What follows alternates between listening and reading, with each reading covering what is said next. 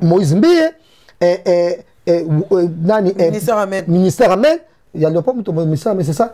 Et puis Marcelo, si FMC, Koufa pe non peut-être Bazali, juste à côté. Pasteur Atoms, il n'y a pas une limité. Ah voilà. Voilà, et puis tout, Rimé en Maka, c'est ça, il paraît qu'il y a même pasteur Roland et Dalo. Roland, non, c'est Philadelphie, sauf Philadelphie. Philadelphie, oui. Il y a peut-être à souminité. Pourquoi tu es à souminité? Parce que c'est qu'il balane. Comme ça, tu as dit que oh, guitariste Moïse Mbi est fidèle. Bah, je suis bien dans ma chap. Oh, bon, tu as dit que tu as souvent un d'accord. Oh, avant, on a Kingabana, Sima Kuna. Ah, il y a petit comme Kingabana. On a d'accord, on a 24 heures, parce que tu as parté mes armes. Et puis tu voyages, tu as déjà tu bon nabo. Yo ko to fanda ka est passé à voyager na yo. Ah longa kuna. Ya ka boui. Déjà église Basombele mai kamba nda kuna mo fleurir na ma campagne. Déjà église to lingaka. Basombele kenda kwa majabu. Basombele mai kamba lo pango na ma campagne parce que ma campagne a no fa na beau vent. Tant ka majabu ebandi, mai kamba ya komi na ma campagne, basombele nda kuna ma campagne. Et une chose bozobo ça faut vraiment le préciser Pamela Chekola Jaska vous papa Zahir. Tout au long, il y a manif wana ya majabu tie salamara batumi satu bakufi. C'est en fait ma spéculation nyonso eloba biso. Tout le monde a officiellement. Malaise ya Mike Kalambai sinon eza azosala clip abobi azosala clip abobi malaise. Faki équipe na communication et les cas et tenir biso informé et mettre tout le monde d'accord pour lever toutes ces spéculations là. Donc Mike Kalambai d'abord aza très mal organisé côté wana. Donc, à une équipe à communication, ça c'est le 1. De 2, Zawadi. Les Kamba dossier Zawadi. Zawadi, c'est une femme mariée. Oui, qui est vraiment dans ce cas, moi, ça dit Kindumba est loin na biso ba célibataire ba oyo. Et puis, elle n'a pas honte. Vraiment, Kindumba est loin na biso ba célibataire ba oyo. Kindumba comme na basi ma balle. En tout cas, tout le balilo, ça dit live. Jaska voulu Marlène Kassanga a sali live à lobby pasteur Mike Kalambai abana ko tcheba Vaseline Asima à lobby m'a bébé a sali live je crois à 2 heures du temps par rapport il y a makambo ça s'est passé pour ça bango Mike Kalambai Moïse Mbie je crois que bah côté ici pasteur Marcelo et heureusement pasteur Atom ça sera toujours épargné. Tu peux dire quoi Jazz? Non, bah en fait, je n'avais le pensa peut-être Marlène parce que déjà je me demande pourquoi soi-disant femme mariée, Boussaki amour, ça remonte à quand Boussaki amour, donc soit ça va ça remonte à quand, pourquoi me l'oublions depuis là, et pourquoi maintenant au monde où il y a le bango. Donc et puis Mike Kalamba a promis Takayo Nini ou a réalisé ou s'est révolté parce que la vidéo yomoko n'ambé tout on s'est filmé on filmé bonaboué. Donc moi Moïse a quelque Marcelo mais problème n'est pas bon à boy. On dit que solat. Donc solat peut Moïse pas enregistré. Place de Marcelo ba qui non tout mamba basi on tout rien. Ngapé na sona ex na kuta kadoni pa kumbe la katilo na ex nemo ko boy. Na ex ya batoka na kaya Marcelo. Moïse mi abimana ex Marcelo. Marcelo beta di solo. Ah beta di solo ke ngapé ko tu ex na ngamo ko boy pe tout ça tilelo. Tout tokana na biso Moïse na ko bien exemple sur la cause na ezala kaka. Donc ça le bon point ngamo lo kuta. Moi ça nani ya moi ça Moïse Sali et maman moi Moïse Sali et que à cause c'est que non là tout Sotali chili tout le temps koimiko Sotali va végétal koimiko ça va citer il arrêté après un moment on a arrêté allez bon bah délai tu vas venir à gloire est-ce que tu rappelles batu koza vous en êtes direct est-ce que réaction na famille ça les allez n'ai pas dit sur Zara limba nan non tu qui je me rappelle plus.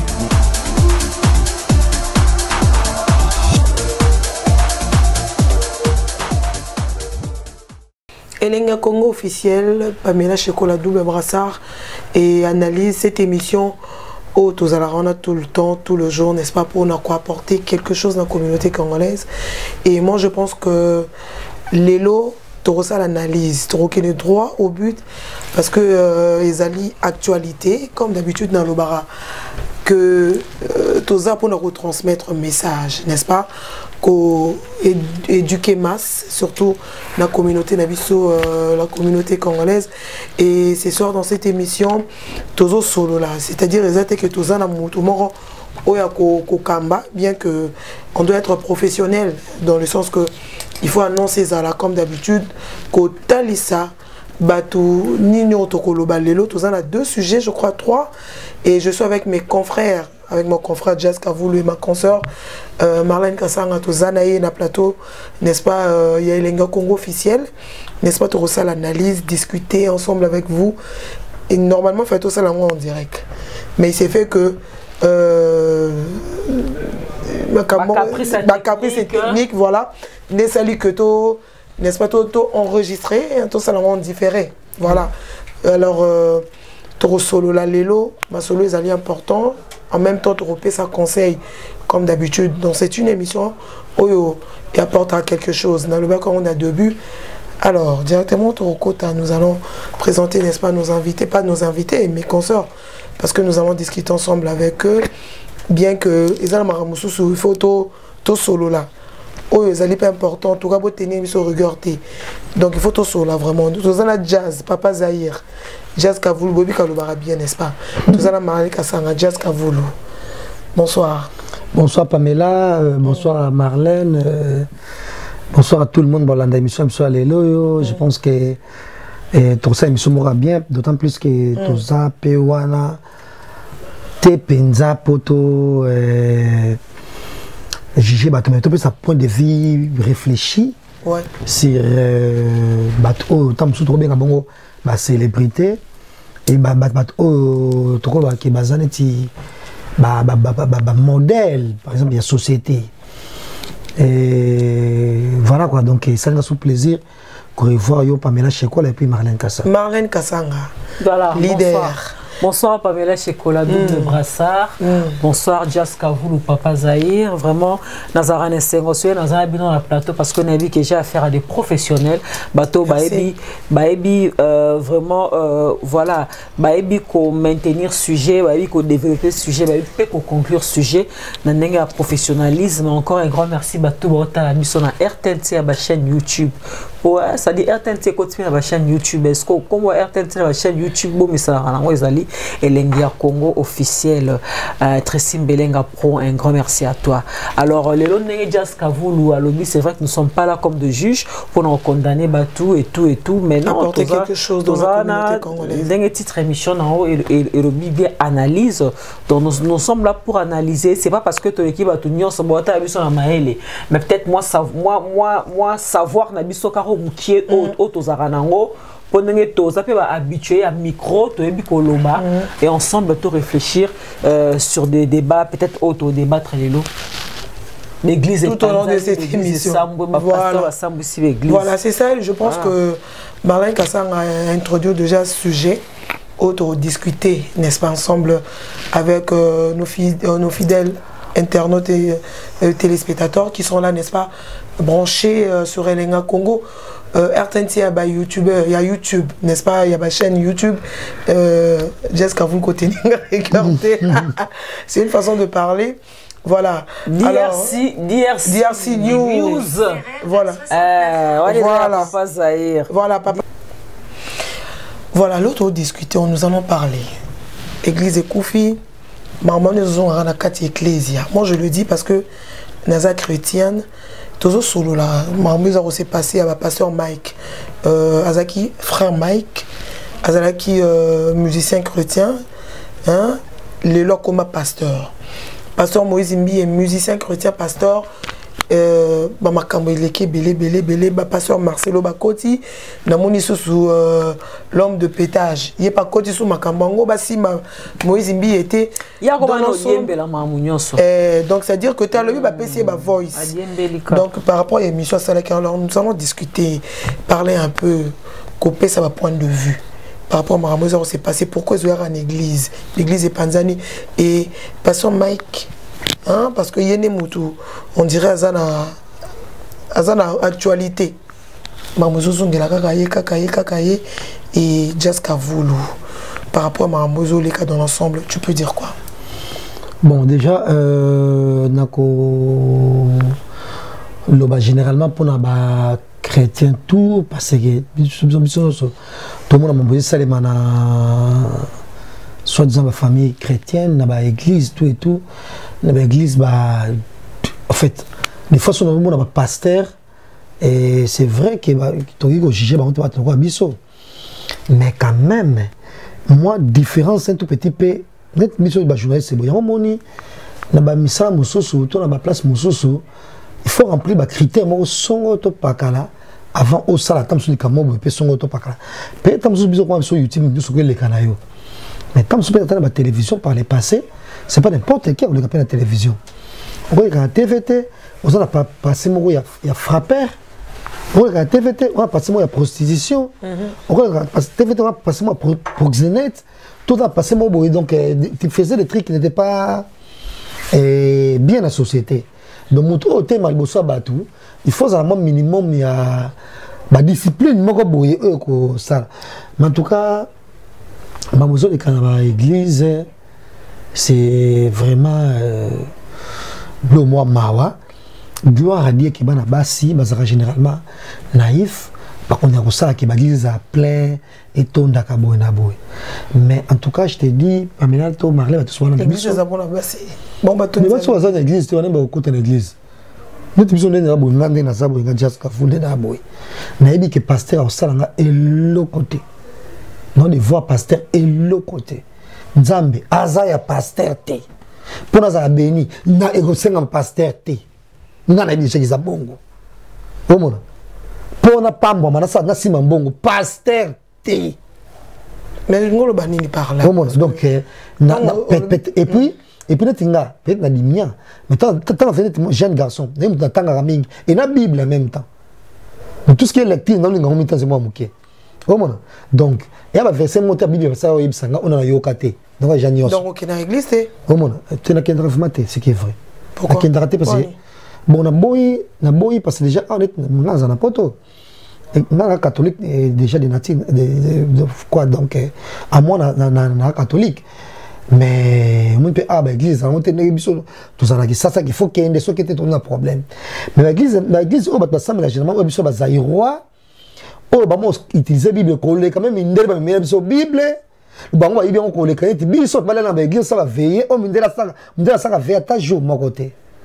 Donc, au Québec, l'église, ça va monter parce que nous avons un moquerie, par exemple. Nous avons l'église pour que nous tonganga. Nous avons ménager ta fiction. Tes points de vue, nous avons ménager fiction la réalité. En gros, nous avons l'église. Mais tu crois en Dieu quand même. Mais je crois en Dieu, je suis croyant. Non, on est croyant. Croyant, mais on est croyant.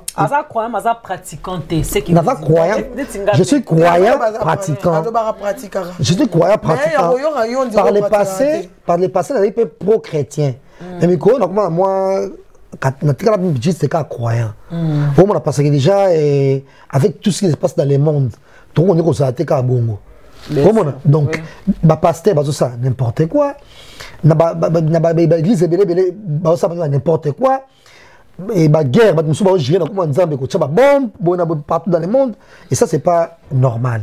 Or, biso quand même, peuple africain, biso noir. Tout ça dans l'église, mon côté, il y a ma casse, il biso to prophète mon songo pakala. C'est comment on est au Kabola. Mais or, juif, Jésus-Christ, et indien. Bouddha na bango, chinois na Mahomet na bango. Mais biso africains, on est perdu donc. C'est-à-dire non, tout ça, qu'est-ce que nous on a? Ben là biso Jésus, Christ na fimbu, na robeta. On a trop côté, on est trop moussa la débat. Tout ça le sujet la biso toujours solo la haute aux a par rapport il y a marambo ils ont aussi passé. Voilà, marambo c'est passé. Il y a ba église congolais. Marambo c'est passé. Leadership moko boy inge salema parce que tout le monde le sait. Nous avons eu mukonzi na bango tout on gérer bango bien on occuper bango te. Nous avons eu nzambe na bango tout. Il y a maman Olangi. Maman Olangi tant de sont vivants, tant de vivante, maman Olangi, ils ont un pasteur, mon côté, ah bah maman Olangi, ah tu, peut-être bien pour éviter. nous on est DS na bango azaki nzambe na bango do azaki prêtresse na bango azaki likolo. Non mais il y avait dit Nabala qui était là, bah où tapé pas. Toi période ya maman Olangi. À l'époque maman Olangi. Maman Olangi fa kufa. Et ça na pasteur mon côté aleka ki na bandimi na bozui na nyonso. Maman Olangi puissante. Elle était puissante avec l'idée et puis non seulement la Congo mais Afrique na. Il y a un ministère d'ailleurs qui partout un peu éparpillé. Je confirme rien, Marlène, comme ça, qui c'est tout et tout. Mais les metteurs, on est sacrés. Commune, wana. Marlène Kassanga. Toujours solo la maman. Les metteurs, on est sacrés commune, wana, les metteurs, wana. On a dit que ce moment-là, il a planté l'église, wana. Depuis le moment où il y a Koufa, l'église, oui. Mais Moutatsika, les metteurs, wana, vanza prêtre. Leader, c'est Moïse Mbiye. Moïse Mbiye de nos jours. Partout. Il y a aussi le pasteur Marcelo qui est là. Marcelo a un niveau. Pasteur Marcelo, il y a l'église des Astars. Pasteur Léopold Moutombo a l'équipe Moïse Mbiye na Bandimi. Est-ce que tu le sais? Moïse Mbiye a l'équipe na visibilité.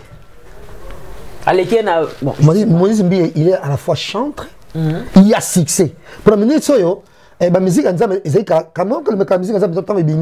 tu fais Patrice Aïe Makassi. Matou sama zema kasi, deningo zema kasi. Faible saki zema kasi.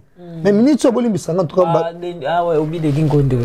Deningo. Ba minute na musique ya Nzambe boy, boli misanga to ka musique ya Nzambe depuis sama kufa.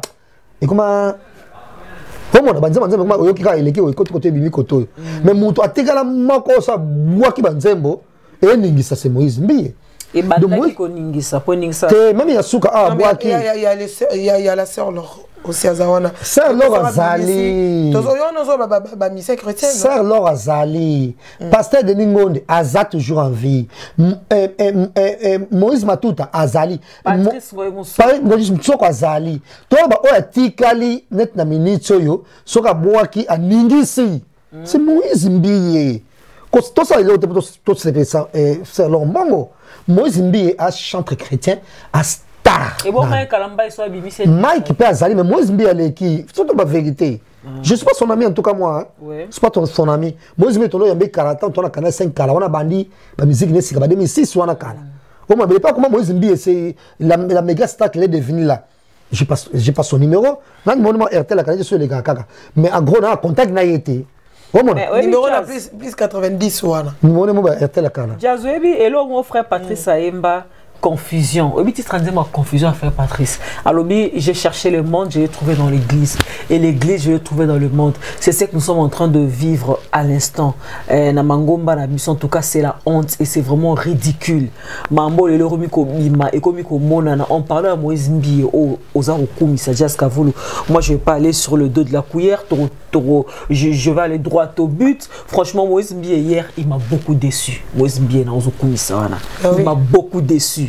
Ma propos à Ténac, n'habite l'homme sogi à préparer qui prédication à Rotéa. Déjà nous y mon azo finga pasteur Marcelo Melara Bombé. Et moi je me pose la question de savoir Moïse Mbiye, avec tout le respect que je te dois, déjà yo mo fini pasteur Marcelo Melara Bombé. C'est que yo dimanche au Mela qui Bombé, yangwana tu n'as pas eu le temps de préparer ta prédication. Mais somme bien Melara Bombé c'est insulté. Moi je non mais c'est un pasteur quand même. Mais non, il faut soit Melara on peut sous pour de vrai. Ah ça la preuve parce que non, il peut vous en la preuve. En tout cas, moi je ne suis pas là pour défendre Moïse Mbiye en tout cas. Mais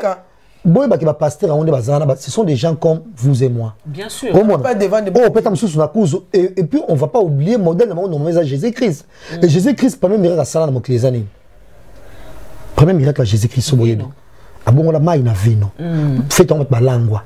Pour dire même pour Jésus-Christ de lui-même. Et normalement qu'on l'a pas fait crime. Donc, si tu pasteur Amelara Bombé, toi, mais la comme seul mot, ça moi bien, pour moi, ils appellent normal. Mais Bombé, on est à moquerie. Bombé, franchement, c'est moqué que ça, Amelara. Non, déjà. Ça fait honte quand même. Déjà. Pasteur. Déjà, moi, je pense que si faut que le pasteur Moïse Mbiye Salaki, normalement, et alors c'est des fleurs parce que bah le qui na mabe d'après autre là. Il y a un moment passer Moïse Mbié. Parce que Moïse Mbié, il faut obtenir sa voice. C'était pas l'endroit idéal. Il faut obtenir sa voice parce que on sait la bonne côté. On sait la on a été finalement obtenir sa voice. Ma voice parce que Moïse Mbié. Moi je pense qu'il est bimaté. Il faut abîmer ça. Pour ça c'est bon c'est erreur. Il est bimaté. Parce que sa voice. Et au bimaté. Parce que ça regarde aux hommes à sous-sol et au bimanangote. On va rappeler. On va rappeler. Tous a incroyable famille Kardashian. Toi chaîne à Koudou à Kassongo. Ndenge zalaka kala que moi naza abimi docteur en Afrique du Sud ba ko l'excellent chaîne na bango moi so di pomme de terre ba ko l'excellent chaîne on a incroyable famille Kardashian non c'était bête les place au faut qu'il otea otea nzambe ce qui est pour de vrai on zoite vie dans privé o ko loba tam so l'église na nzambe otebele ba kuta mambo ya grave koleka yo kuta nango peut-être ça on peut espace ba o tika tam so dimanche pas continuer na ye tu veux passer aux yeux sur la moto de là ça va pas. Peut-être qu'il faut que espace montant sous tous les mardis que chaque week-end direct YouTube pour la chaîne YouTube. Au vendredi au pandi teke dans Boeleka. Mais non comme enseignement dimanche. C'est ça Jazz. Et pire encore na bandimi amen. Eh bon c'est ça. Vous êtes ridicule, ça c'est vrai. Mais d'après ma rumeur tout autre zui parce que on confirmerait tout c'est la voice. Mais ce qui m'a déjà dit, c'est Moïse Mbié en a raison. Et moi je dirais que Jazz, les Kamka yo tu es dans le même ordre d'idée que moi Pasteur Moïse Mbié, c'était pas l'endroit approprié pour venir régler ses comptes avec le pasteur Marcelo devant la chair. Non, en tout cas, ça ne se fait pas. Cher Wana, ils répondent à la parole de Dieu, oh, ils allaient sacrés. Cher, ils n'ont pas ça pour régler ma quantité. C'est vrai que l'Obina dit Moïse Mbié, au sentir qu'il était vraiment touché, quoi. Il s'est vraiment senti touché par rapport à trahison au Marcelo à Salaki. Papa, Moïse Mbié, on a appelé na page Facebook, à la chaîne YouTube naie, à aucun peu la chaîne YouTube naie a dénoncé, problème que dit vendre yom to bana mamoto la question passe problème que vendre vendre tout dans ma question. Oui, mais pas de la chair n'existe pas. Pas de la chair, mais la bonne nouvelle c'est que et l'autre comme c'est ngai par rapport à ma propos. Il y a pasteur Moïse Mbié parce que tu es contredire mais c'est bien au début que tu as apporté quelque chose, n'est-ce pas, par rapport de faire analyse par rapport à ma camoiseau les canatoiles parce que Moïse Mbié lui ngana mona ma tété ngana kenda gauche droite tenga son no benga on a téléphone bah toi na quatre église des fois ça fait mal. Non moi je pense que c'est normal. C'est l'idole. Moi je pense que c'est normal. C'est très normal à moi ma tété. Et il est comme ça, avec hypocrite, en vérité, c'est normal. Même Jésus-Christ, même Jésus-Christ, soit un modèle na bango, na kata église, na nani, a panzaki bango. Donc bref, comme ça bitumba. Mais tokozonga na nous les solo, te bat panzaki. Libanda. Comment il koteka na kata église, na kata temple. Juste penser que ma pigeon tout. C'est moi les a rapporté dans ma qui m'a tété. Yo télémi aux autres au fond la Bible. On lingo prêcher la parole. Mais avec ça ma tété, c'est un problème. C'est pour dire que ma tété c'est pas l'endroit. Non, c'était pas l'endroit, c'était le biango déjà. C'était le biango. Tu m'appelles Moïse Mbié peso ba pété. Au monde. Yo obtenu tout à l'heure papa passer le pauvre Mutombo. Qui a ça sur une dernière qui na bandimi. Mais soit chez Moïse Mbié ba télémi le pauvre Mutombo, soit ben le pauvre Mutombo, mais Moïse Mbié. Moïse Mbié bo se légité. Moïse Mbié minute. Donc, à un niveau, maman, on l'a invité. Ce qui est vrai. À un niveau, maman, on l'a invité. Mais Moïse Mbié, Aza Kumata Likolo. Aza Pinza Likolo. D'après ma rime Toyoki, maman, c'est comme les bisso. Toi, j'ai battuté. Pasteur Marcelo. Marcelo, par mon gars, fait trop. Marcelo, au début, j'ai suivi ses prédications. C'était très bien. En moi, ma prédication, pourquoi? Pasteur Marcelo. Si on est honnête, pas aux alliés. Maman, c'est bello, joie. Bah tu veux atteindre ma code pour ton église, ma bonne aboyant, ton poteau. Votre poteau doit être faible, maman Zambé, quand tu as ça. Bah ta poteau, ok, Moussika, pasteur Marcelo a fingaki église catholique. Alors, l'église catholique est quoi, Nini? L'église catholique est une salle d'attente pour aller en enfer. a fin église catholique mais Léon a ton avant une émission qui Denis les vieux pétages quand il était dans ses pétages à ça l'émission lobby pasteur Marcelo a kenda rodé femme bon na banque ya ba catholique pas ton église na quand église catholique o yazo finga wana ils a salle d'attente pour aller en enfer maman Denis a kenda rodé femme bon na banque ba catholique donc il s'est contredit lui-même franchement net ngama pasteur Marcelo alim sanga na sepela na été parce que azaba oui parce que azaba en fait azaba prédication moko très blessante et blessable mais non mais il y a terre bongo ya azana non avant azaki bongo avant n'était pas comme ça quand il n'était pas connu laisse-moi te dire que même là Ngacha Skavulo biso na YouTube c'est succès fa pasteur Marcelo bah oui donc c'est bien YouTube en 2013 pasteur Marcelo bien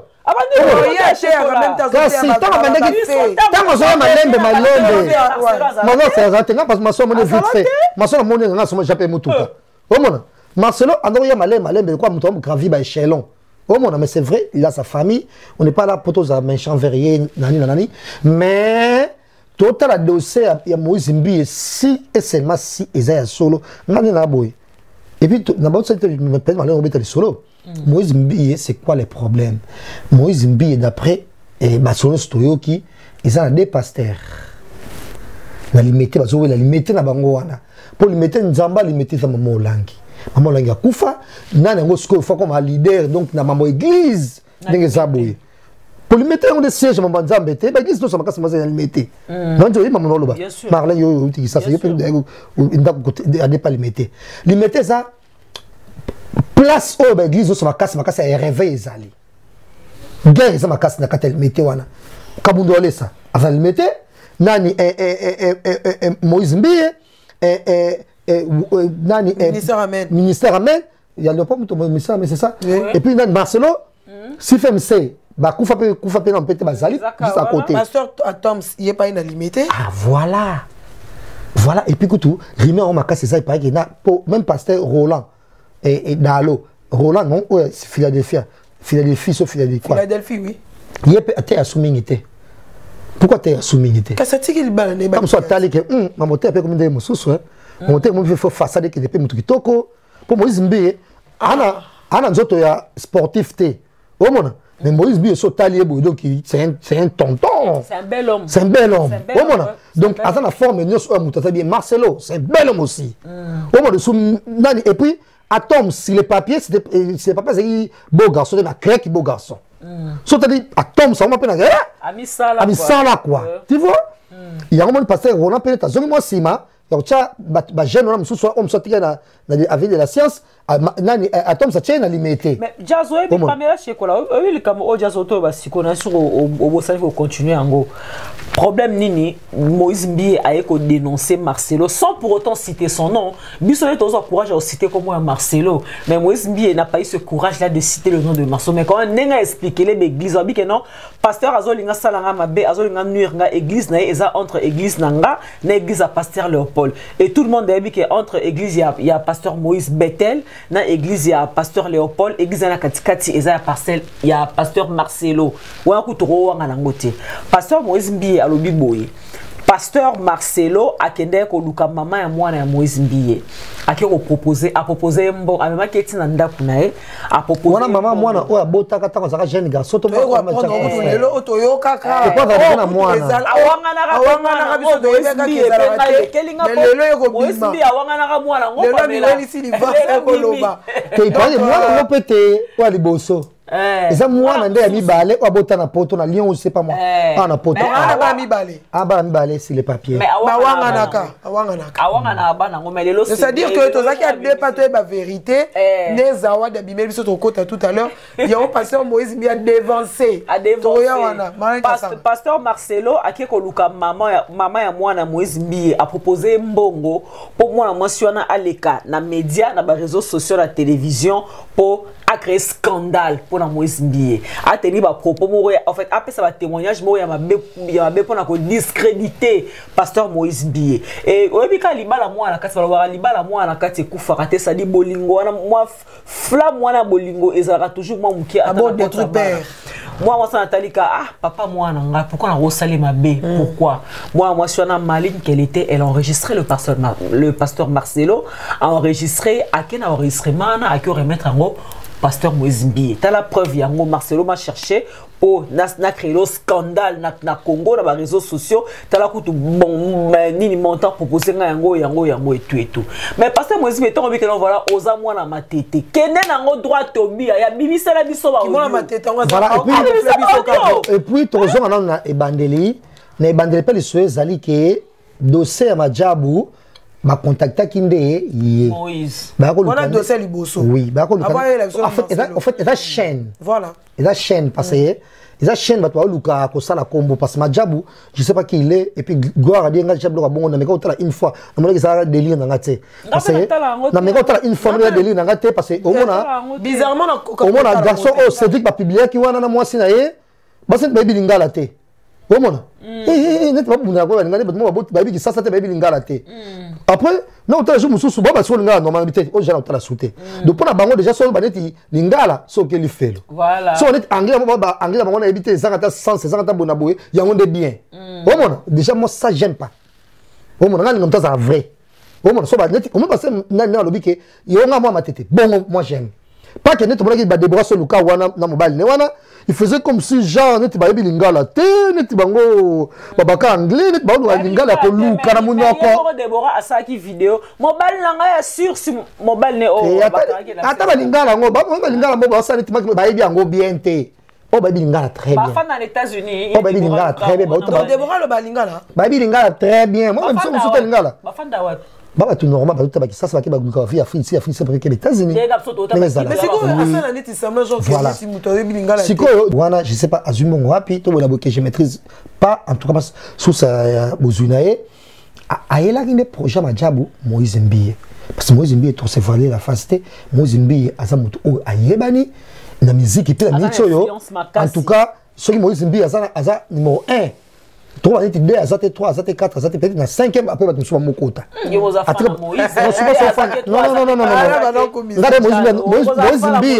Moïse Mbiye andoko sepena biso 14 5 biso ba Vincent. Quand on critiquer célibat na ye omona atiki bino alinga biso bref biso mpanzi ba malinga ba hypocrite. Donc je sont hypocrite comme so tata biso ba poto ba kina ba photo na ni na ba mona bien. Biso ça ba sujet ba linga biso te na biso linga na pété. Déjà, n'a pas très facile dans la vie, n'a pas le sama des. Oh mon ami, et puis dans ma vie, j'aime être erré, c'est tout. N'a pas erré. N'a pas posé dans mon bon Marlène, n'a pas balancé. Non. Ça c'est pas bien pas délire dans la tête. Ça on a bon naturellement. Mais ça n'a un bon on rien pour quoi un bon non ça c'est pas moi. J'aime être erré. J'aime être erré c'est tout. N'a erré. Mais pour moi dans l'ombre de muto dans l'ombre de. Pour ça la bimba tu fais tonga nga. Tant le cachab na fête soit côté frère ningisa. Comment ningisi zaye. Na ningisi zaye. C'est qui veut changa ningisa kaka mais j'aime être erré. Toujours dans Madjabou. Baluka, pasteur Moïse Mbiye, et attendez planning naé, même en boutique ça, là, dans l'église, pour faire vous voyager dans Madjabou, à mon avis, Kokate, Moïse Mbiye, parce que Gérard Kibango, Mike Kalambay. Wana souhaite aller raison au PC, mais ils ont na raison sous Moïse Mbiye, boya qui Madjabou. Bon, attendant, tu dis que Gérard Kibango, Mike Kalambay. Il y a ça par rapport à Moïse Mbiye, le bas qui n'a le bossé église. Tu pas facile. Pas le bas qui parce que Moïse Mbiye paie, mais ça le bip bien pété. Nga pena ba source nanga. Parce que tu vas ma média pékala. Et pas Moïse Mbiye tu ba source et pas nani ya Mike Kalambay tu ba source. On va partout dans la sauce na biso. Alors tant ba tchena ni pas ba poto pe mo tu et mon peut appeler chien, ça il faut se le dire. Et surtout dans na kisasa. Tu peux pas chien. So bengo so bien le téléphone te comme ça kabelo il faut des comme problème. Pas comme ça tourner émission. Pas comme ça sala bona boy. Batu wana ba yebanité ba Madjabou wana. Soit couple Madjabou ba yebanité. Ba yeko approcher Moïse Mbiye. Moïse Mbiye so zane so quand ta photo.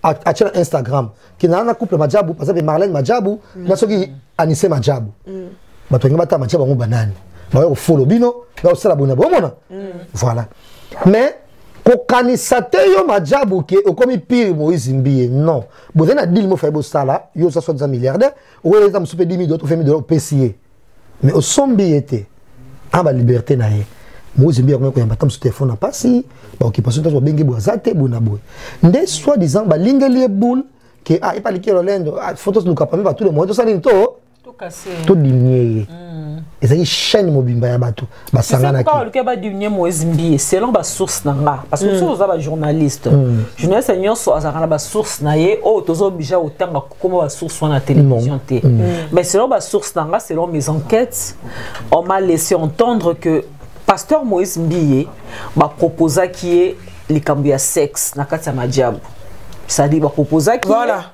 c'est-à-dire moi si wana ya majabu wana nenge ba source nanga bazwe sangai c'est-à-dire baza bato ba science occulte bazoya na komo ya nzambe mais baza batinda mi ya nzambe te couple wana majabu mais pasteur Moïse Mbia mo pas lelo bo pesa Moïse Mbia raison parce que tane majabu éclaté tane vérité panzani to comme un sujet na sima pasteur Moïse Mbia moi si wana ya majabu a proposé qui a couché na ye moi ça majabu c'est une femme mariée a proposé à coucher na pasteur Moïse Mbia a boy à coucher na pour gagner quoi pour la plaisir occultisme pasteur Moïse Mbia a dit ça à l'église ouais le rôle pasteur Moïse Mbia a boy qui coucher na moi si wana ya majabu ndé couple majabu siko ba kene ko proposer Mike Kalambai en fait à conduire nini wana ya ma ezali na majabu ezali na majabu ezali quoi ti ba The Voice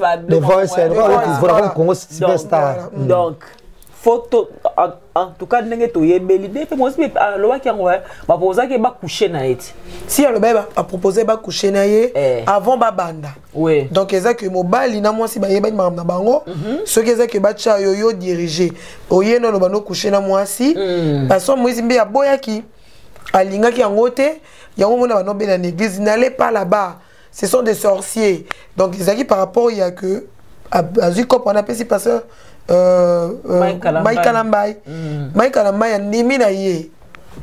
Maintenant la question que l'on se pose le roi Mike Kalambai c'est que Mike Kalambai a dit moi coucher na moi ça si quand le premier mes anini oza pasteur parce que Moïse Mbia nebi que ba azra ba adorateur na yo eza bandimi o que ba gomona mabe na bango te yo za pasteur place wana eza lwanga non sala musala oyo donc place wana na moni mabe moko bona zongeli jazz ba bengi on ese jazz autour ngate non que place moko tel ne se ko kenete parce que ngata on a kenaki na monaki ba fibre pourquoi si ne l'est pas son Mike Kalambai peut-être qui est bino éviter non mais il a pas dit ça biso to loba parce que moi bazo loba on a toile bazo devant la télévision à lobby en côté c'est quand même compliqué c'est louche devant de pasteur. Parfois, Moïse Mbia parce que vous traitez déjà des jaloux. Parfois, Moïse Mbia a couché na. Comme moi, ça m'a dit a couché na ye. Mais tant que Mike Kalambai a couché na moi na bango. Donc, par exemple, pour ceux qui.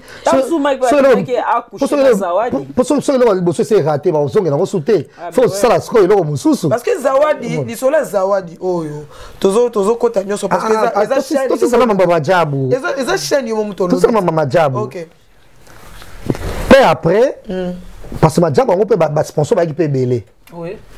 C'est si Congo peut zapper muto malamu mingi gouvernement, bon on peut demander na gouvernement et passe moi visibilité bonabo. Il faut pas que ba projet mususu sous total wa musique. Non pas mona ba page est belé et zaranta mususu na biso la kin ba page peut ba polémique ou biso trop païen.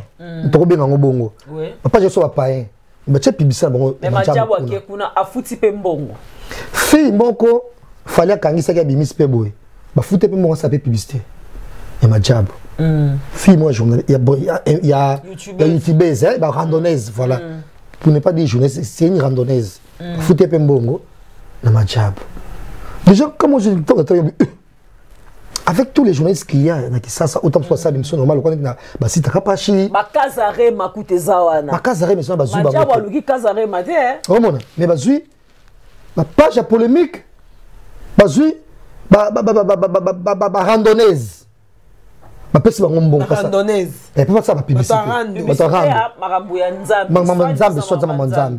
Oh mon. Donc c'est ça. Et puis mon vous avez déclenché wana. C'est ça publicité petit à petit, ba comme kozwa, o guitariste Moïse Mbia fidèle, bazui ba mina Madjab. Oh bon na bo batali kitam sofa ndako wapi.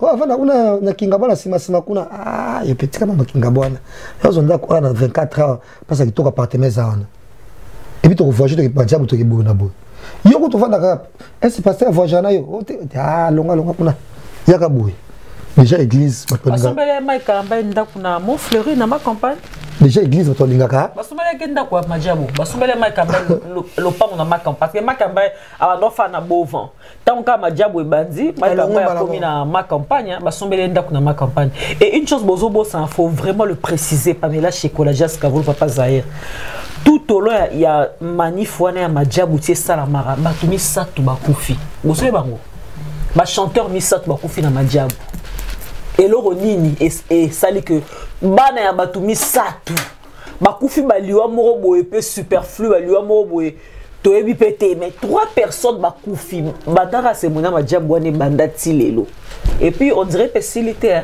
ba mort réseau ya rara bon mais balé bakufi ouais c'était louche hein non 3 c'était 3 oui bakufi bana bato bakufi ka et puis eza na moi mo bazo bengi comme Christelle alobi bah non, ça bango bah carnet moro c'est genre papier bah signé bah non comprendre t'es alors et il paraît que tout passeur Moïse mais tazo produire et mon nom et à lobby que à boyaki et serait simbate donc dans le vide à lingate donc banana non sona ba leka na katuana bah bazaki esprit moins faible parce que zaki quand même louche comme on a que il y a liboso koufi il y a mi balé et il y a mi sato. Ils ont quand même place au bazo Mbappé Nanza mais il fallait quand même ils à la moi différent il y a que bato bazo koufara parce que pourquoi trop le bongo déjà ce qui est vrai les ouais vous appelez naturel oui mais tout ça peut être ma force au qu'il te pèse aller bref année na voulu comme superstar nous c'est ça on doit koufata bien sûr oh chacun dans la salle ou mari sur salle mutu moko ta koufa ta koufata jamais bah j'ai belé ça mais ça maintenant mutu bato koufara te comment ya bino bato entre guillemets bato qui on a évangile quelle coïncidence Batumisato. Misato, bakufi. Frère Moïse Mbiye, aza mutu moko oyo mamosele meli tamsu naturellement. Je sais pas tamsu pas simba bakisi. Mais c'est quoi photo de mangoke quand même quelque part vie succès na il est combattu. Marlène, on va te passer le pomme to balika na ba tout à la. Ba ti passer le to mutombo awa. Parce que bon quand ça fait un bail voilà. Tamsu on s'appelle on vite fait. Mais moi je suis maman boy. Les gars, tu vois pas moi. Mais toi, tu as sonné à foutre. Ma petite fille, tu as bossé dans la boue. Tu as sonné à sonner à foutre. Tu as fait que moi, tu as roulé dans l'autre. Mais soit c'est Moïse Mbiye, tout le monde. Moïse Mbiye, il a quoi faire, a quoi fali, a quoi héritier. Bah le pas mouton, a quoi mané ba kofi. Comment? Moïse pas encore ba kofi na minute. C'est comme Moïse Mbiye. Et puis, surtout, tu as la source. Comme je peux le dossier, Eliane, tout ça. Et j'ai déjà eu une musique. Oh, mais ma diable, tu as financé Eliane pour à traduire na justice. Eliane a le bac en haut, c'était ça? Bah ouais. Maman, Eliane a le bac en haut, mais bah sur ses alliés. Non, mes amis, certaines indiscrétions nous ont laissé entendre que Madjabou Moutouba finance parce que Eliane Wana a une loté. Ana mbongoté, ana loté. Tu comprenais que tu as télémarabout, malamoro. A compose avion au Québec, à Cameroun, à Dubaï, à Zumbon. C'est Madjabou qui dit. Tu vas te faire une film, on n'a pas renoué. Moïse. Rimer. Parce que Moïse a beau couché, il faut le rappeler toujours dans cette émission. Balingi va détruire Moïse parce que Moïse a beau couché dans moi si à Madjab. Lui-même Moïse a dit ça. Et puis tu rappelles tout votre abisso Moïse Mbiye d'après ma source Marcelo a tiré le canet il banga le colo boy donc et à la Tibère. Mais pas que chaîne pour la renuire va passer belé. Madjab wana kaka. Et donc Madjab Marcelo Batana Kati entre guillemets trop quand va rouler dans l'eau parce qu'on va affronter Moïse Mbiye Bachelier et nani et Atoms non autant comme moi en tout cas pour la passer Roland je pense pas limité il y a Moïse Mbiye était limité ça sur commune ah tu veux le battre bah oui nani ngade na boya laisse-moi te dire que il a fanatique de l'église mais tu sais non mais photo ça la analyse tout le bas ah tu vas bien que ça rumeur yango pasteur Mozimbi ko ete soma ba kote binisa biso ba audio obimate obimate e ko bi mo e pa ba ko yoka mutu te azu lingala mona ndo ba non mais ko loba mutu obi apana nous Marlène Kasanga apana qui pasteur toi ba congolais ba bato ba grimace pasteur Moïse Mbiye enregistré pasteur Marcelo voice wana et bimité mais déjà au bakena ba voice Moïse Mbiye était enregistré qui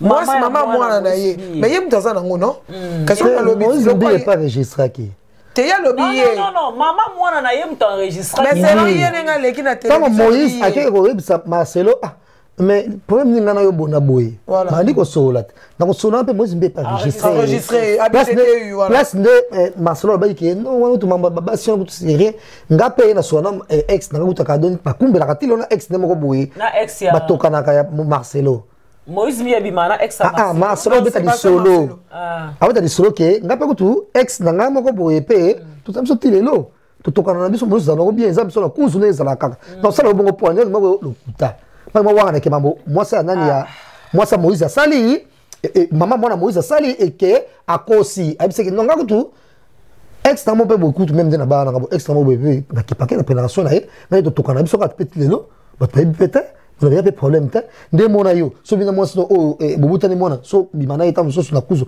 on avait un problème te donc il enregistré. Donc c'est là-bas audio. Donc si t'es garçon là, si vraiment t'es garçon là, Moïse Mbiye, si t'es garçon, le bas on ivoirien, bimi c'est la bisoba audio comme ça. Donc on analyse au solo là. Bon comprendre marmo dans zoloba et au bimarate. Pour passer Moïse Mbiye te rappeler tout ce que la biso. Moi je pense que c'est un gars à féliciter. C'est pas pour le flatter quand même parce qu'il n'a pas dans l'ingano foufouté dans la pondute dans la bilo sur le balai généralement. Et puis na Marlène quand elle a vu ça quoi moi je suis pas du genre que bah sur Hollande ba tukuna bona non moi nga ke na pas mbulaté nga za ba place normal qui pas mais là il m'a dit ça qu'il y a na fa na calme mais so mama makasi nga ko nga bongo te ba poison me bébé ya kisasa ne comme bongo vie ba kisasa tout le monde comme musika ce qui est vrai moi je me to ko féliciter. Les loyaux, biso batuma tam su papa na tiki dinda. So yo to tongono sunda côté. Yo no tega wanda papa tika ki. Et puis yo no papa tika yo pour fanda ka kuna. C'est comme ça se passe. Les biso bazaïwa. Papa tiki dinda ko comme ça 30 nda ezakate. Tout le monde après fané pasteur nani et le prophète Sikaten tant qu'on fait moi dans l'église. Moi na ole tombe l'église mais l'église et dans Azur élève. Voilà. Moïse Mbiye attends to koloba n'est-ce pas koloba papa na yé malade moi qui incapable de ça maman face à lango attends parce que tout papa la bango mutu moko to mi mona ki vma mi bimisa mutu boye ki asala o Moïse Mbiye asali donc quelque part asakini comme c'est pas fait qu'il relève les causes qui se comme parce que je sais pas bien qu'il y avait des pasteurs au bakoa ko za relève on va travailler na mais Moïse Mbiye a fait plus mieux que même son père l'église wana oui comme c'est que la dimension musoso. Comme on a modifié. Papa Zalaki wana. Ouais, mais il y a bref, comme si en haut universel. C'est normal, bon, même famille. Voilà. Mais mingi, bah église c'est ça les makas. So pas si moi na regarder pour asanini à condamner l'église. Ah parce que moi je azema yele atali que ça bon même famille. À récupérer. Voilà, on arrive à la fin de cette émission analyse. Tout comme le sujet na biso asuka. O ezali Zawadi enregistré pasteur Mike Kalambai au Peso enregistré à filmer voilà au Makambo est actuellement est en actualité parce que Mike Kalambai a quoi qui a qui crise et ça qui avant tout le monde la vidéo tu éviter sur les par rapport à yango mais sur le clip après tu éviter cause il y a crise naie ça qui nini alors toi qui Zawadi auto le balelo ça dit live Jazz Kavoulou Marlène Kasanga asali live à lobby pasteur Mike Kalambai abana ko cheba Vaseline Asima à lobby marambelé belo asali live je crois à 2 heures du temps par rapport il y a makambo ça s'est passé pour ça bango Mike Kalambai Moïse Mbiye je crois que ba côté ici pasteur Marcelo et heureusement pasteur Atom ça sera toujours épargné tu peux dire quoi Jazz non pas je n'avais le pensa peut-être Marlène parce que déjà je me demande pourquoi soi-disant femme mariée Boussaki amour, ça remonte à quand Boussaki amour, tout ça va villa, ça remonte à quand? Pourquoi me l'obéir depuis Kala? Et pourquoi maintenant? Au monde, où est le bango? Donc, et puis, Mike Kalamba a promis Takayo, Nini, ou a réalisé, ou s'est révolté.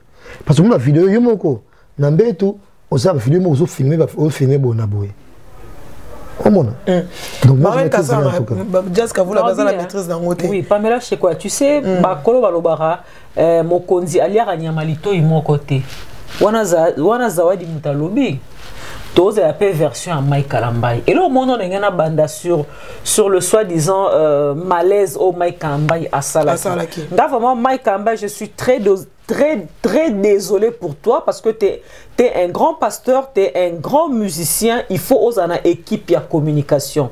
Tout le monde qui est président Fachi a la spéculation, Fachi a Koufi, Fachi va opérer directement. Tout le monde est équipe de communication qui est communiqué contrairement aux rumeurs au Ebimaki. Mike Kalambai. Il y a le président Fachi qui a Koufi, qui va opérer, qui va passer au thème. Mais le lendemain, voilà, va opérer hernie discale et tout. Tout le monde qui équipe, il y a communication. C'est ça être organisé. Mike Kamben a mon qui a les 4 ans, Teva Ganga qui est organisé. Mais en tout cas, franchement, aujourd'hui, moi j'ai déduit que Mike Kalamba n'est pas organisé. Pourquoi il est mal organisé? Il n'est pas organisé. Pourquoi? Parce que na statut naïe. Il faut avoir une équipe de communication, d'accord? Bah, en fait, on ne peut pas nous laisser dans le suspense comme ça. On ne sait pas qu'est-ce qui se passe. Il y a d'aucuns qui disent que non, voilà, Mike Kambai a sorti des clips. Mais si on que non, voilà, Mike Kambai a sali malaise. Mais Mike Kambai, wap équipe na la communication, bah les réseaux sociaux, parce que on a le droit d'être informé. Peut-être. Parce que mais ok, qu'est-ce que wana est commandé et que sarana miso population et commandé oui, que sarana miso banzimi. Donc Mike Kambai, aux options c'est ba jouer na yo, ba na popi na yo au sarana miso. Tout mon vidéo est circulé bazo tu on a 4 ambulance. Équipe no ya communication normalement des makamos. Si vraiment tu étais organisé, il faut, oui, il y a un que Mike Kalambai a ça très mal organisé. Parce que ce cas qui est organisé, c'est là en fait la spéculation n'y sur le babi sur officiellement malaise il y a Mike Kalambai sinon ils a ça la clip abobi malaise faki équipe na communication et les cas et tenir biso informé et mettre tout le monde d'accord pour lever toutes ces spéculations là. Donc Mike Kalambai d'abord a très mal organisé côté wana donc azana équipe à communication, ça c'est les 1. De 2 Zawadi les kamba dossier Zawadi. Zawadi c'est une femme mariée. Oui, qui est vraiment dans ce cas, moi, ça dit Kindumba est loin na biso ba célibataire ba oyo. Et puis elle n'a pas honte. Vraiment Kindumba est loin na biso ba célibataire ba oyo. Kindumba comme na basi ya mabala. En tout cas, mon kilo comme na souka, mais là je suis juste comme je dis la vérité. Mon kilo comme souka. Bon non, Kindumba, ça veut dire moi si ali bala azo appelle courage pe aleka a témoigner on kutu ala lenga 3 fois la sima a chaki vaseline. Mais banda kala wana balala o 3 fois. Ozala ki wapi pour la dénoncer. Ozala ki wapi pour la porter Mike Kalamba il plainte, banda ba kota vaseline na sima wana. Ozala wapi pour la porter Mike Kalamba il plainte. OK, na 1. Mobali na yo vraiment si vraiment il est ton mari légitime à balayo à pesambongo. Mais pourquoi de porter plainte parce que bah ça mobali na ye pourquoi que non porter plainte c'est parce que moi ça lobi que ayemi saki mobali na ye et puis asenga ki pardon donc toi ben si après 3 fois mobali akani maboko pe afandi na ye maton n'habitez pas mais là chocolat kindumba et le moins là-bas célibataire et comme là-bas ça va en tout cas là sincèrement non c'est du mensonge. Moi je pense que il faut des fois mettre des choses au clair. Tozabato ba neto zarabo tozabazo baté biso to européen ça ba opinion na biso mais to e pona robomate ko bebisate par rapport ya cas ya pasteur Mike Kalambai. Moi je pense que ça la batu biso bazo luka succès. Et je pense pas que la meuf a bala. C'est moi qui a bala. Non, elle a mis ça. Pardon, après 3 fois. Après 3 fois ba abuser na. Siko na mobali yango pe wana o ba ke no sengi pardon. il n'est même pas allé porter plainte parce qu'on a, voilà, on a violenté sa femme, on a violé sa femme. Bah, sali moi, ce n'est 3 fois, on a si ma bakoti vaseline. Tam sukutu mobali, wana tam sukutu, yekut namkutu, non, yekut namkutu. Asala moi, ce n'est na si maté, mais soit disant, ma kalambay, asali moi, ce n'est na si ma koti valise. Bon, kepe ko porter plainte, te, na mobali na moi si. Et puis, on sait la vidéo. Mais comment faut porter plainte? C'est entre des adultes consentants. Non, mais elle va violer. Bon, c'est quoi, et puis elle n'a pas honte. Elle va violer une femme mariée. Et puis elle va violer 3 fois. Bon, je sais pas en tout cas. Pour ça, on a un rapport sexuel sans son consentement. Franchement, en tout cas, moi je maîtrise rien. En tout cas, moi, ma fille, bon, bah, prostituée, voilà. C'est une prostituée. On maîtrise sur la bonne sur la minute. Ceux qui filment, ceux qui zawad, ils m'ont mis sur un sujet, tout le monde est sur la yébi sur la minene boy. Tout le monde filme autant monsieur Andoumba en Australie. Moi je parle tant en tout cas. En fait, c'est quand même un grand dans la musique chrétienne et tout. Voilà. Bon, je sais pas les goûts et les couleurs en tout cas, hein, parce que filles déjà en Australie, bon, on peut ça. Surtout dans ma solam bon. La monnaie peut artificiel en tout cas. Monter ma photo na. Et même et le belnae est cohérent tel année tu mets sur la fille normal ça c'est bolobaka tu vas faire à Paris balobaka et le belnae je maîtrise pas on dirait donc bref Mexico yo ça dans une tous on ma job faire ma job c'est ça oui on appelle la maîtrise ma job on ça l'album naé ma job on équipe la route ma job on équipe la femme mariée va contre ma job ils ont moi j'ai un talent je sais pas en tout cas. Bah femme et bon Sandra Mbouy parce asa marié moi ça pasteur on a vu ça en Belgique pasteur pasteur il va autoriser qui Sandra Mbouy a kende kokota na majabu na concours wana ya majabu na aventure alors bengo aventure wana ya majabu mais moi si wana soki zawadi wana en tout cas nazo côté ya frère Mike te mais moi je mets sa parole en doute même quand il parle tu sens que il y a des mensonges ça ça c'est quoi ça il y a mon liboso à l'obi viol après a changé oh non viol te na sala ki ango ngamono ok plaisir c'est quoi vidéo sali yango pas bien chocolat a sali yango a ok plaisir mais a ko la mobali na eli solo après a sengi pardon attends on est où là comme tout ça tout est dit nous sommes arrivés à la fin de cette émission analyse voilà boyoki point de vue na biso ba journaliste bato etandoïken to pesi ba point de vue na biso to transmettre aussi message par rapport à Kaya pasteur Mike to ndimi na biso ngote donc moi je pense que na royeb saba na nzambe nyonso o bota na biso bazana kati elenga Congo officiel bazota na biso RTNC ya ba youtubeur ya YouTube nyonso ya ba chaîne YouTube pour vous dire que tous à la remporter na maramunyo sauté. Voilà, moi je pense que Zawadi au récit qu'on a eu pour 5 minutes Fatia dit qu'il y a une certaine Zawadi qui habite en Australie. Maman Olive habite moi en Australie. Kabila habite moi en Australie. Tout le monde a compris la personnalité. Il y a une Zawadi qui habite en Australie, qui est femme mariée. Il y a des vergers, Nice, nanana. Oh mon, mais c'est très bizarre la façon dont on a succès franchement. Parce que si réellement yo zai non katam supi biso to ezala kati pour vraiment tam su mbeto bonavani et paranga marla ko le katam su a vite fait petam su nga est fatigué amaté mo petam su mbeto to vani pe boy peza ko fana na lali nga bona boy yo na ndimité nga kamera mingi na drag yo ne busene lo moté pour ça lo ko zaraki fait la moitié atama et lo moi ta na drogue moi ta na mai au final monsieur Takala façon de confirmer tu vois que et puis vite fait la caméra vite fait et va filmer à solo filmer de solo moi à ma kalamba il faut filmer de son wata ben oui elle Takala oui OK OK potom zimae alors kuta fi wana OK na dressing na ye on a kisi biso ba sous-vêtements na ye ba single na ba débardeur na ye ba tout ça na ye OK il faut la service continuer nyonso potom di mayo Omona oza pasteur mukuna oza banzambi wasi babongo dans la maman nyonso muta réussi ça na okati mami chibola oza arnaqueuse parce que et ça ne peut elo côté réussi ça poto mona frère Mike Kalamba ibarime to zo ka pa ke ozo sa dépression yo sa dépression ngwana oh nous ozo sa on sa dépression ça toni on sa ke o se suicider de to va sang vite fait ni on za wana eza eloko côté échanger au pays mais dépression aussi par rapport à Mambozo comme il a jazz deux fois aussi Moutarosa il fallait eloko côté il y a toujours Mike Kalamba Mike Kalamba mutu mabete moi si na ya créer les Mike Kalamba za mutu mabete tama tonto kota buzoba même peu frère Mike koteni pe Moïse Mbi pe rigueur bah quand c'est au début c'est comme subir une baline de soin aux gens yoté c'est pour rien yo ça jeune autant tam sou franchement pas moi ndi le zali au monde moi mbongo zali OK ndaki mo tam so ba kite ba vision de zalaki et bi ko nango tiens non o pe sou muluba na pe esprit fi mo sota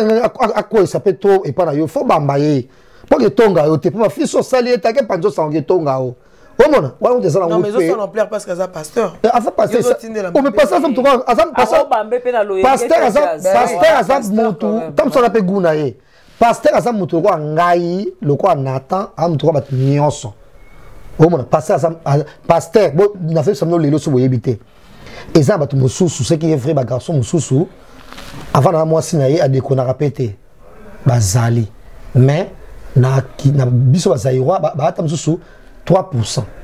On a filé la moitié de banana, à des qu'on a bougé, le bandate. 3%. Les restes, ça va tenir ça, toi, tu seras la même vie. Bible et lobby, tout excès, excès des armées. Au monde. Mais, mon tout temps, si vous êtes marié, tant que vous avez des connaissances comme la mort, il y a pas de problème. Moi, il y a des connaissances comme la mort, il y a pas de problème.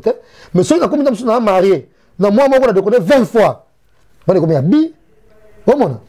Comme ça, l'amour est un moyen de communication. Comme ça, l'amour est un moyen de communication. Il y a un moyen de communication. Donc, c'est ça. Donc, parce que tout le monde a dit ça, ça, wana. Attends, ça m'a dit qu'il y a un bazara na makangu na komba bazikode ba viangu laka na bi bien 3% de basala ngote. Donc déjà c'est un faux sujet. Bino ba pasteur de bozaka na tam somoni boye. Bon mais na masanga te. Botike kobo. Mais le pasteur tu fana nda kuboye ba chele oliaka mingi wa de koso ba chele bibu la fufu ba chele misuni le kutaba mbimba ozula toi aussi ça 3 soso wa le koso bébé les soum. Merci beaucoup Jazz. À la fin de cette émission to komi na suka marin kasanga. Je vais conclure ko. Et kasanga so pesa parole. En fait, ça concerne à frère Makamba. Frère Makamba est trop bon, trop couillon. L'équipe est gentil makasi. Frère Mike Kalamba, Netinga Moïse Mbi est dans mon été. Mike Kalamba, j'ai eu à le côtoyer 1 ou 2 fois. En tout cas, c'est un gars, Azara vraiment gentil. Très gentil. Azara simple. Et puis, il y a Akendara Kobanda Mutumbote. Netinga joue na kuta na ye. Nga kuna moyen na musika na obudera.